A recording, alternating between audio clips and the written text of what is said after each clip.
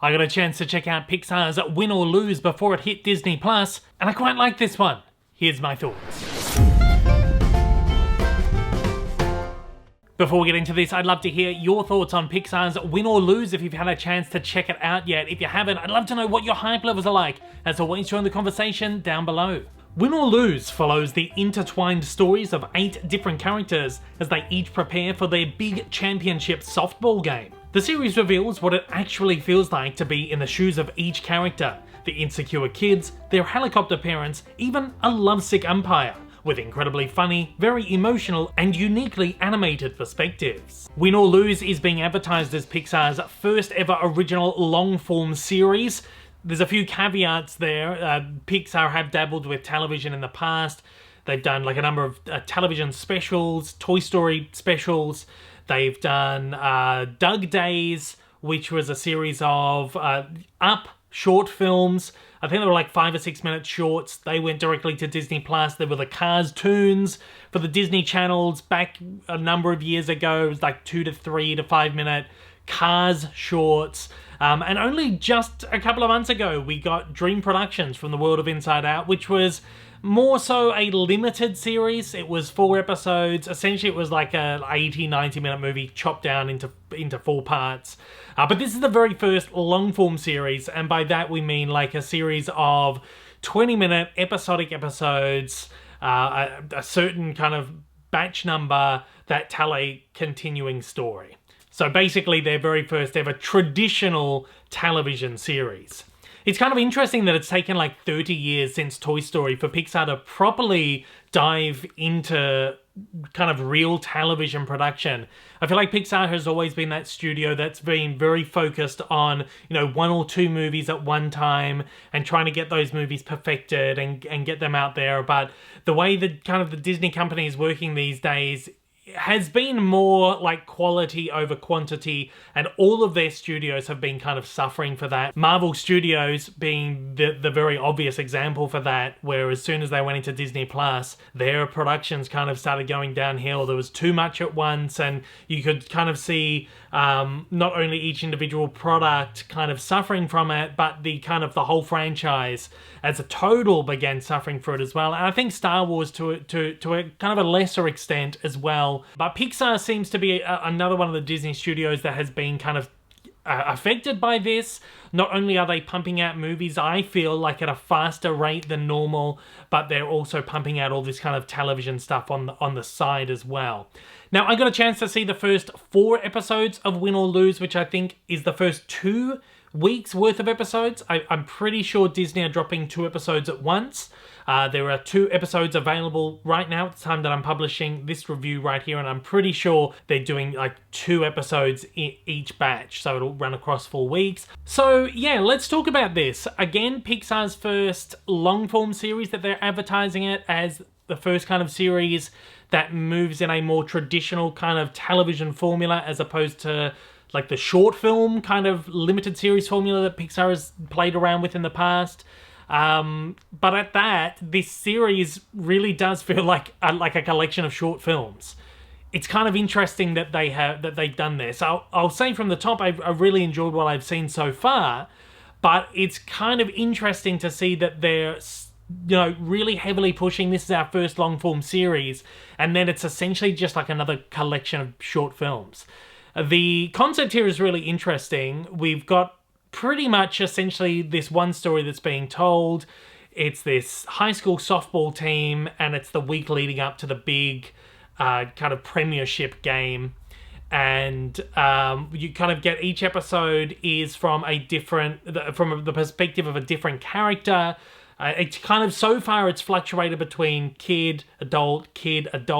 We've got 2 of the kids on the softball team. We've got one of the umpires who's also a teacher at the school, and then one of the students' mothers gets a focus.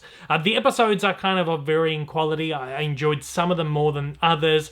I really enjoyed episode 2, which focuses on the umpire. I think it's just a really sweet, cute story. It's got a lot of heart and emotion that we really expect from Pixar. Some of the other ones, particularly the one focused on the mother, I didn't like as much. It just felt very over the top, very out there, very, very modern and contemporary, which is something that we're kind of not used to seeing with Pixar. But I guess they're pushing in that direction now, moving with the new generation, which is, you know, the normal thing. And that's what these studios have to do to keep their content relevant, of course. But for me, it was something that didn't really connect. But yeah, this concept is really quite interesting. And I like how each episode kind of puts a different spin on sort of the same events. I mean, on the overall, each episode has its sort of own contained story, but then they weave in and out of each other. Kind of like how the Marvel movies kind of at first used to do it. You'd see similar events, or you'd see the same events from a different point of view and see how a different character kind of views that event. And in some cases, it's just very, very minor things. In some respects, I kind of do wish they had gone for a more traditional episodic thing. I really like what they've done here. Again, the concept is really great, and I think it's really cool. But maybe it would have been best suited for a series of shorts, as opposed to like, hey, this is our very first episodic series. They've fallen back on the old trap, which is a bunch of short films. That's my only real qualm with this, is that it feels safe. It feels like a very safe venture into this kind of form of media. That said, this is a very competently produced show. The animation in here is beautiful, as always. It's got your real typical, traditional, cinematic Pixar animation. It doesn't feel like they've cut corners to make this for television at all. But I think they do play around with a lot of different animation styles in this too, which I think is a kind of a cool, quirky thing that they've done here. There's some hand-drawn stuff. There's some stuff that feels like kind of stop-motion-y kind of stuff. There's more kind of over-the-top, elaborate, kind of stylized stuff in here too, which I think is really cool. Again, it just shows Pixar experimenting with different kind of styles of art that maybe they wouldn't be able to do in the feature films. But again, this is all stuff that they've done in their shorts before. You know, they've got the Pixar Spark Shorts series of films. Each one is led by a different Pixar creative and animated in a different style. And, you know, you've got stop motion, you've got traditional animation, you've got CG animation, you've got all that. I feel like they've done this before. So to me, again, it's another thing that just makes this series feel like something that Pixar has done before. Overall, it does have that real great Pixar spark, that heart, that emotion, the way that these characters are all going through some sort of existential crisis, and what is that crisis, and how is this one big event affecting all these characters, all these people in different ways, and what's going on in their life and how that's all kind of compounding. I think that's kind of a really interesting thing to do with this. So I'm interested to see the next 4 episodes and see kind of what other characters we're going to focus on there as well. And I think that's one of the things that is maybe the worry going into something like this, is that they maybe try something so different that it breaks out of that mold. But they've stuck with that more traditional Pixar formula, which I think is really great. That's one thing that they've retained here that makes this feel very authentically Pixar.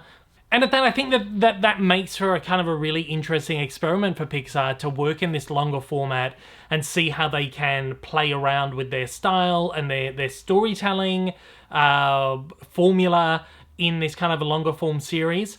But again, like, because every episode does feel so self-contained, apart from all the, you know, connective tissue that's there as well, it does feel like they're just telling a bunch of, like, mini movies, and I would really be interested to see what Pixar would do with a more traditional television series, where it's a bunch of episodes that, you know, more episodic, that tell this longer story, and you get this great kind of arc over a season, and then perhaps come back for another season. Because I feel like Win or Lose is probably going to be something that ends up being one and done again, and it may as well be a limited series or a collection of shorts when all said is done.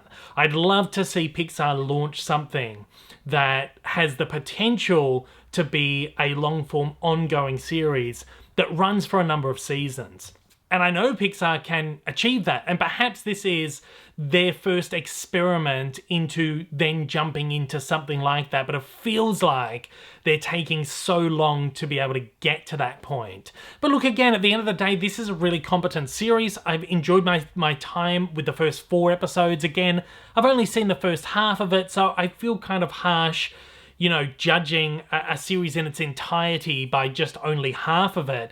So I am interested to see how this goes towards the end of the season, how it all, maybe there is some ground way that it's all going to come together in that final episode, as opposed to just little connective tissue here and there. I feel like it's probably building towards something. Look, when I give my score for this one, again, just keep in mind that it is just my score based on the first half of the season, and this could absolutely change when I've seen the rest of it. So yeah, give it a go if you're interested, if you like Pixar. I think it's something that you will really enjoy. But again, for me, I would have liked to see Pixar push a little further, do something that was a bit more, something that was a bit more groundbreaking, and something that was a bit more unique and different to what they've done in the past. At that though, I will be giving Pixar's Win or Lose a 3 out of 5. At that, I'd love to hear your thoughts on Pixar's Win or Lose. As always, way down in the comments below. And if you want to check out some more of my stuff, make sure to check out a especially tailored video just for you, the viewer out there, right over there.